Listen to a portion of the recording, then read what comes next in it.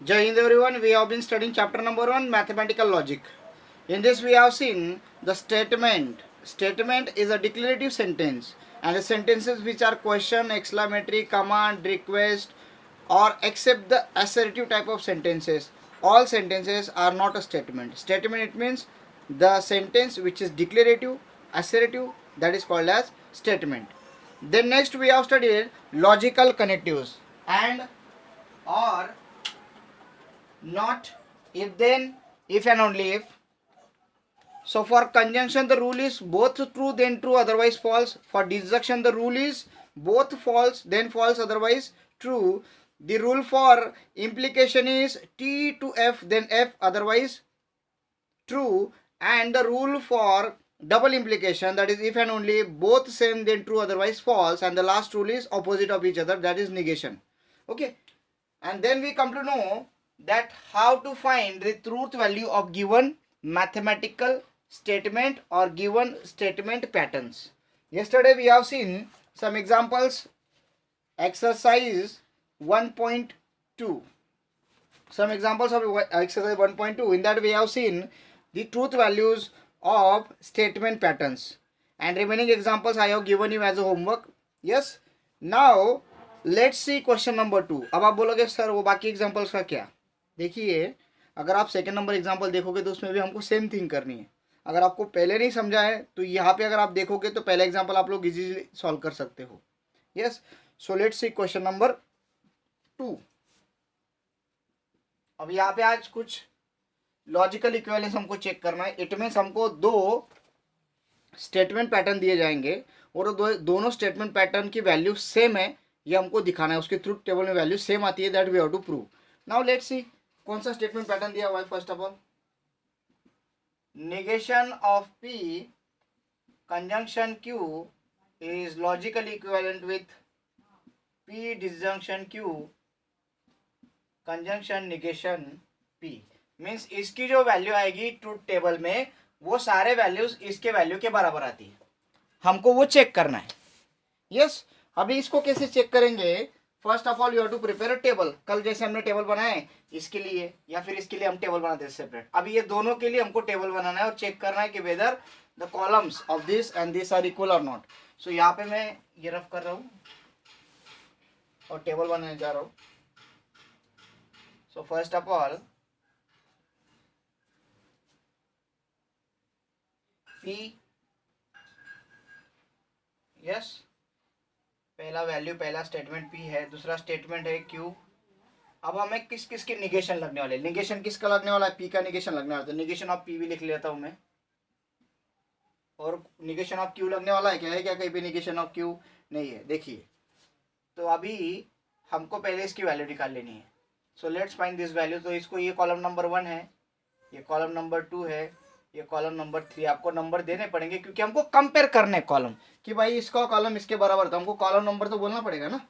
सो column number 4 में आ जाएगा आपका ये पूरा negation of P conjunction Q. इसकी भी ट्रुथ वैल्यू हमको फाइंड करनी है. फिर इतना तो फाइंड करते, बाकी नेक्स्ट देखेंगे ना. ये वाला ना, ये भी फाइंड करेंगे. चलो फिर P की वैल्यू लिखेंगे T F F. ये ट्रुथ टेबल के बारे में डिस्कस चल रहा है. इसके कैसे लिखेंगे? T F. ये तो गिवन होता है, ये हम खुद ही प्रिपेयर कर रहे थे. इसका कोई नया रूल नहीं है भाई. नहीं तो सर ये कहाँ से है वैल्यू, ये हमें खुद लिखनी पड़ती है. अब निगेशन ऑफ P, तो P यहाँ पे T, तो निगेशन ऑफ P क्या आ जाएगा? F. यहाँ पे T तो क्या आ जाएगा? F. यहाँ पे F है तो क्या आ जाएगा? T. यहाँ पे F है तो क्या आ जाएगा? T. अब हमें क्या फाइंड करना है? Negation P conjunction Q. अब कंजंक्शन का क्या फॉर्मूला है? both true then true otherwise false. What is the formula of conjunction? both true then true. दोनों T होंगे तो ही T लिखो, नहीं तो F लिखो. अब देखते हैं negation of P conjunction Q. P और Q कहाँ पे भाई? P, ये निगेशन ऑफ P, ये Q. अब दोनों T जहाँ पे वहाँ उसकी वैल्यू अपन T लिखेंगे, बाकी फिर रिमेनिंग अपन F कर देंगे. है दोनों T? नहीं. नो. दोनों T है तो इसकी वैल्यू क्या आ जाएगी? T. यहाँ पे है नहीं तो बाकी रिमेनिंग क्या आ जाएंगे? F आ जाएंगे. ये मैंने इतना लिख दिया. इधर का काम मेरा LHS हो गया. ये हो गया. अब लॉजिकल इक्विवेलेंस ये निकालना है। अब इसके लिए हमें क्या क्या लगेगा, देखिए ब्रैकेट वाला पहले निकालना पड़ेगा, तो इसको 5th नंबर दे रहा हूँ, ब्रैकेट वाला पहले फाइंड करो, P डिसजंक्शन Q। अब डिसजंक्शन का क्या रूल है, डिसजंक्शन का रूल है, यहाँ पे मैं डिसजंक्शन कर देता हूँ इसको, डिसजंक्शन का रूल है both false then false otherwise true. So let's see now both false है कि नहीं, तो what we will do here, P and Q, let's check P and Q whether they are both false, no, both false, no, both false, no, both false, yes. So this is F. For others the value is T. Let me increase the brightness.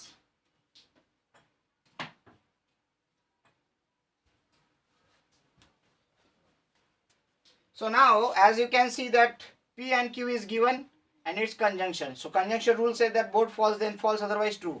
So otherwise the values are true. This is the 5th number column. Now we have to find this whole, ये पूरा हमको find करना है। तो हमारे पास ये भी है कि नहीं, ये देखो ये है, हमारे पास निगेशन ऑफ क्यू भी है कि नहीं, ये है। तो हमको अभी क्या क्या कंपेयर करना है, इन दोनों का, बट कैसे, कंजंक्शन। तो कंजंक्शन का क्या फॉर्मूला है, फिर से देखते हैं। कंजंक्शन का फॉर्मूला है बोथ ट्रू देन ट्रू। तो देखते हैं फिर P conjunction disjunction Q conjunction negation P। अब आप बोलोगे सर ये बड़ा कैसे कंपेयर करें, भाई ये हमारे पास है, ये देखो इसके, और ये भी हमारे पास है, ये देखो इसकी। तो ये दोनों को अपने को कंपेयर करना है, निगेशन ऑफ P और P डिसजंक्शन Q, ये दो both we have to compare and what we have to find their conjunction. Conjunction से that both true then true. अब देखो इनमें कौन सा दोनों ट्रू है, चेक करते, दोनों ट्रू है क्या, नो, दोनों ट्रू है क्या, नो, दोनों ट्रू है, यस, तो ये आ जाएगा T। यहाँ पे दोनों ट्रू है क्या, नहीं, तो ये अब लिख देंगे F F F, इसको नाम दिया कॉलम नंबर 6। अब हमको कंपेयर करना है भाई कि वेदर दे आर इक्वल और नॉट। तो बताइए ये कौन से कॉलम में, negation of P disjunction Q, बताइए कहाँ पे, ये देखिए कौन सा कॉलम है, बाय कॉलम 4 नंबर कॉलम, देखिए ये कॉलम देखना है आपको, ओके, ये वाला कॉलम आपको दिख रहा है 4 नंबर, इसमें ये है। अब इसके इक्वल में ये, तो कौन सा नंबर कॉलम है, एंड 6। क्या लगता है आपको, दोनों कॉलम सेम है क्या, 4 नंबर और 6 नंबर कॉलम की वैल्यू देखो, F है T F, देखो F T F same value I. So by column 4 and 6 negation of P conjunction Q is logical equivalence with P disjunction Q conjunction negation of P, hence proof। हो गया भाई, easy है, yes it's very easy. कोई difficulties अगर है तो आप बोल सकते हो, अगर आपको लगता है कि सर नहीं समझा रिपीट करके देख लो। यहाँ पे लाइव में क्या होता है, एक बार रिपीट करना पड़ता है, it is in your hand, if you didn't understood repeat the video previous, इसको क्या कर लो, रिवाइंड, क्या बोलते हो उसको, पीछे कर लेना है वीडियो को, आपकी भाषा में जो भी बोलते होंगे। सेकेंड नंबर, अब स्टेटमेंट पैटर्न कौन सा दिया है भाई इक्विवेलेंस के लिए, देखते हैं। अब मैं इजी वाले पे नहीं रुकने वाला हूँ, मैं सेकेंड नंबर नहीं ले रहा हूँ, यस, थर्ड नंबर लेने वाला हूँ। अभी थर्ड नंबर थोड़ा सा बड़ा है, थर्ड नंबर ले लेते हैं ताकि आपको भी मज़ा आए फिर पढ़ने में कि सर हाँ मज़ा आ रहा है। P double implication Q is logically equivalence with, अरे वाह ये तो छोटा है, बट ये देखिए अभी negation of P disjunction Q conjunction negation of P conjunction Q, very good. हमें पहले ये फाइंड करना पड़ेगा, फिर ये छोटे छोटे टुकड़े फाइंड करने पड़ेंगे, फिर उसका निगेशन, फिर ये पूरे ब्रैकेट का निगेशन। लेंदी है, पूरा बोर्ड भर सकता है। स्टार्ट करते हैं, हमारा काम ही वही है भाई। तो मैंने पूरा बोर्ड भरने के हिसाब से लिख दिया है। अब ये P की वैल्यू यहाँ पे, ये Q की वैल्यू यहाँ पे भर दिया। अब बताइए हमको इसकी, और निगेशन ऑफ P कहीं पे है क्या, P Q negation of P नहीं है। अब ये फाइंड कर लेते हैं, फिर इसको कॉलम नंबर 1 दे दिया, इसको कॉलम नंबर 2 दिया, इसको कॉलम नंबर 3 दे दिया। देखिए कॉलम नंबर रोमन नंबर्स में देने, तो यहाँ पे क्या फाइंड करना है, P डबल इम्प्लीकेशन Q। अब ये जो डबल इम्प्लीकेशन होता है इसका क्या रूल है, the rule is both same then true otherwise false. अब चलो वैल्यू तो लिख लेते हैं फिर, टी टी एफ एफ ये कॉमन रहेगा, टी एफ टी एफ, ये लिखते आना चाहिए भाई आपको, T T F F T F T F. ये मैंने आपको सिखाया भी था, कब प्रोबेबिलिटी सिखाते समय कैसे बनाना है, याद होगा शायद से आपको। Okay now P double implication Q, double implication का रूल क्या है, दोनों सेम होंगे, दोनों वैल्यू सेम है तो ट्रू अदरवाइज फॉल्स। बताइए दोनों सेम है यस तो ट्रू, दोनों सेम है नहीं तो क्या आएगा फॉल्स, दोनों सेम है नहीं तो क्या आएगा फॉल्स, दोनों सेम है यस तो क्या आ जाएगा ट्रू। इजी है, इधर का काम खत्म हो गया, अभी लॉजिकल इक्विवेलेंस उधर का करना पड़ेगा। अब उसके लिए क्या क्या लगेगा, पहले अपन ये फाइंड करेंगे, फिर ये फाइंड करेंगे, फिर ये पूरा फाइंड करेंगे। तो पहले ये फाइंड कर लेते हैं पी डिसजंक्शन क्यू। बताइए पी डिसजंक्शन क्यू, डिसजंक्शन का क्या रूल है, अभी रूल इधर लिखना पड़ेगा, रूल ऑफ डिसजंक्शन क्या रूल है, both false then false otherwise true, दोनों फॉल्स होंगे तो ही फॉल्स लिखो नहीं तो ट्रू लिखो। चलो P Q, P Q disjunction, disjunction क्या रूल है, बोथ फॉल्स फॉल्स, दोनों फॉल्स है नहीं तो ट्रू आएगा, दोनों फॉल्स है नहीं तो ट्रू आएगा, दोनों फॉल्स है नहीं तो ट्रू आएगा, दोनों फॉल्स है यस तो क्या आ जाएगा false, because both false false. Done हो गया, अब इसका काम हो गया। अब ये निकाल लेते हैं पी कंजंक्शन क्यू। अब कंजंक्शन का क्या रूल है, इसको उल्टा कर दो, conjunction both true then true otherwise false. चलो अभी both true, both true, true both true नहीं false, both true no then false, both true no then false, खत्म हो गई। इसके बाद अब इसका देखो यहाँ पे ये है कंजंक्शन, इसका निगेशन निकालना पड़ेगा हमको, तो निगेशन भी निकाल लेते हैं पी कंजंक्शन क्यू। बोलो इसका निगेशन, इसका निगेशन, इसकी उल्टी वैल्यू, टी की उल्टी वैल्यू एफ, एफ की उल्टी वैल्यू टी, एफ की उल्टी वैल्यू टी, एफ की उल्टी वैल्यू टी। हो गया भाई, ये पूरा मिल गया मुझे, देखिए ये पूरा मिल गया, ये column number 4 5 and 6।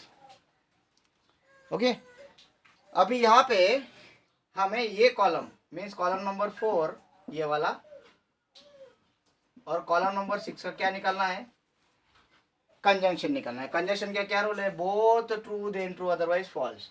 So this is here and this whole is here, तो बोलो बोथ ट्रू, तो इसको पूरा लिख लेता हूँ ना मैं, P P conjunction Q, P disjunction Q conjunction negation of P conjunction Q. हाँ भाई बहुत डिफिकल्ट लग रहा है बट इजी है, छोटे बच्चों को भी ये लॉजिक है, लॉजिक आपको अच्छा है तो कोई प्रॉब्लम नहीं। चलो अभी हमें क्या निकालना है, इसकी वैल्यू निकालनी है पूरी की, निगेशन की नहीं पूरी की। तो इसमें हमको ये एक टेबल है और इसकी एक वैल्यू आएगी जिसका हमको क्या निकालना है, कंजंक्शन निकालना। तो हमारे पास ये है और हमारे पास ये भी अवेलेबल है, तो बोलो बोथ ट्रू देन ट्रू, ये बोथ ट्रू है क्या नहीं तो क्या आएगा फॉल्स, बोथ ट्रू है क्या यस तो क्या आ जाएगा ट्रू, बोथ ट्रू है क्या यस तो क्या आ जाएगा ट्रू, बोथ ट्रू है क्या नो तो क्या आ जाएगा फॉल्स। ये हो गया। अब ये देखिए ये पूरे ब्रैकेट का निगेशन है। अब ये पूरा ब्रैकेट कहाँ पे अवेलेबल है, आप इसका क्या करेंगे negation, negation of this whole bracket P, हाँ लिखना पड़ेगा वो भाई, ये तो जान पे आती फिर बच्चों की, इधर कंफ्यूज नहीं होना है, ये बहुत संभाल के लिखना, इजी है बट संभाल संभाल के लिखना होता है। अब हमने पहले ये किया, फिर ये किया, फिर इसका ये किया, फिर दोनों का ये निकाला, फिर अभी इसका निगेशन निकाल रहा है। अब निगेशन किसका, इसका उल्टा, एफ का उल्टा टी, टी का उल्टा एफ, टी का उल्टा एफ और ये क्या आ गया एफ। अभी कंपेयर करना है भाई इसका और ये पूरे का, ये पूरे कहाँ पे अवेलेबल है, क्या कॉलम नंबर है, कॉलम नंबर 8। तो बोलेंगे column number 4 by column, column की स्पेलिंग देखिए ठीक से, 4 एंड 8 है ना। 4 में देखो ये है, 4 में ये, सॉरी 4 नहीं भाई, 4 का है, थर्ड है, थर्ड आप नहीं बोलोगे मुझे ही बोलना पड़ेगा, ऐसे भी आप ऑनलाइन कम ही बोलते थे नेटवर्क इशू के कारण। सो दिस इज थर्ड और this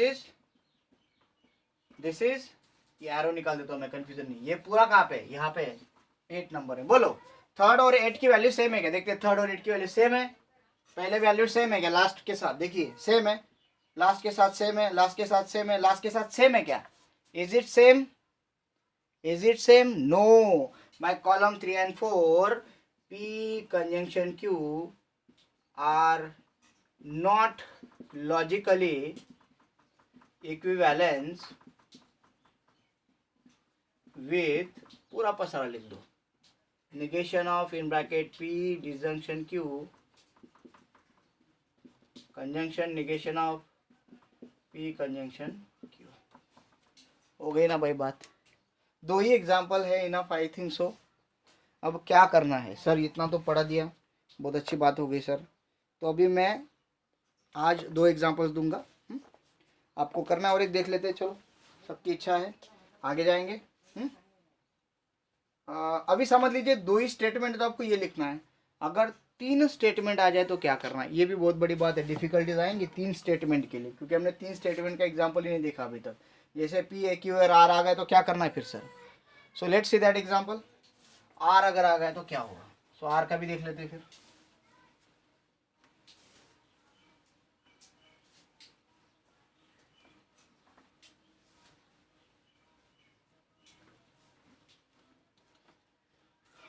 Okay, just a second. If R is there, then what will happen? Let's check example number 5. जगह कम रहेगी ना अभी। P disjunction Q implies R, देखिए अभी R आ गया। Logical equivalence with P implies R conjunction Q implies R. Okay, D Morgan's law के हिसाब से वो इक्वली होंगे। देखते हैं इक्वल आते हैं क्या, हमारे हिसाब से, मेरे हिसाब से तो इक्वल आनी चाहिए, ऐसा मुझे लग रहा है। क्योंकि एक्सपांशन अगर करेंगे डिस्ट्रीब्यूटिव लॉ, आप पढ़ोगे आगे तब समझेगा, अभी कुछ नहीं समझ में आएगा। हाँ जगह कम है भाई। सर आप इतना लंबा क्यों खींच रहे हो, क्योंकि तीन स्टेटमेंट है ना, और तीन स्टेटमेंट के लिए वैल्यू सारी बदल जाती है। क्या वैल्यू होंगी, पी क्यू आर। याद रखिए हमने देखा था, अगर कोई सिर्फ पी स्टेटमेंट तो अपन वैल्यू लेते थे ट्रू और फॉल्स, ये दो ही वैल्यू आती है। और अगर कोई दो स्टेटमेंट आ जाएंगे पी और क्यू, तो अपन लिखे थे T T F F T F T F, क्योंकि कंडीशन चार मिलेंगी। और अगर तीन आ जाते हैं तो क्या आएगा, देखिए एक बार टी एक बार एफ, अगर दो आ गए तो दो बार टी दो बार एफ, एक बार टी एक बार एफ। अब अगर तीन आ गए तो चार बार टी लिखना पड़ेगा इसका। How many times, 4 times, and 4 times F. ये शायद मैंने 10th में आपको बताया था। अभी यहाँ पे दो बार टी और दो बार एफ, दो बार टी दो बार एफ। फिर अभी यहाँ पे एक बार टी एक बार एफ, एक बार टी एक बार एफ, एक बार टी एक बार एफ, एक बार टी एक बार एफ। ये है बाइनरी कोडिंग, ये कंप्यूटर साइंस में काम में आती है, जिसको किया है उसको ईजी जाता है। आप लोग इसको करोगे अभी से तो बहुत फायदा होगा आपको भी। ओके, सो नाउ क्या पैटर्न है, ये पैटर्न है भाई। अब इसमें जो जो वैल्यूज लगने वाली फाइंड आउट कर लेते, इसको कॉलम नंबर 1 दे देंगे, कॉलम नंबर 2 दे देंगे, कॉलम नंबर 3 दे देंगे, दे दिया। अब क्या फाइंड करना पड़ेगा, पहले इधर एलएचएस, एलएचएस में क्या है, पी डिसजंक्शन क्यू। डिसजंक्शन का क्या रूल है, कौन बताएगा, both false then false otherwise true. अब हमें पी और क्यू की बात करनी है, तो पी और क्यू कहाँ पे, ये both false then false otherwise true, दोनों फॉल्स है नहीं तो ट्रू आ जाएगा, दोनों फॉल्स है नहीं तो ट्रू आ जाएगा, दोनों फॉल्स है नहीं तो ट्रू आ जाएगा, दोनों फॉल्स है नहीं तो ट्रू आ जाएगा। नो नो यस, समझ में आ रही बात। दोनों फॉल्स थे, देखो यहाँ पे पी और क्यू है, आर का कोई संबंध नहीं, तो ये दोनों हम कंसिडर कर रहे हैं। जहाँ पे दोनों फॉल्स मिले फॉल्स लिख दे, बाकी तो सारे टी है। अब ये कॉलम है, ये मिल गया हमको, द कॉलम नंबर 4। अब ये कॉलम का और आर का क्या संबंध है, इम्प्लीकेशन है। तो इस कॉलम से इधर अपने को इम्प्लीकेशन देना है, मीन्स ये सिर्फ अंडरस्टैंडिंग के लिए कर रहा हूँ मैं इम्प्लीकेशन। आपको इम्प्लीकेशन फाइंड करना है और इनकी वैल्यू यहाँ पे लिखनी, क्या, P conjunction disjunction Q implies R. ये होगा 5th नंबर कॉलम। तो देखते हैं, ये implies R, this implies R. अब इधर से इधर जाना है, याद रखिए। तो रूल क्या है इम्प्लीकेशन का, इम्प्लीकेशन का रूल है T to F then F otherwise true.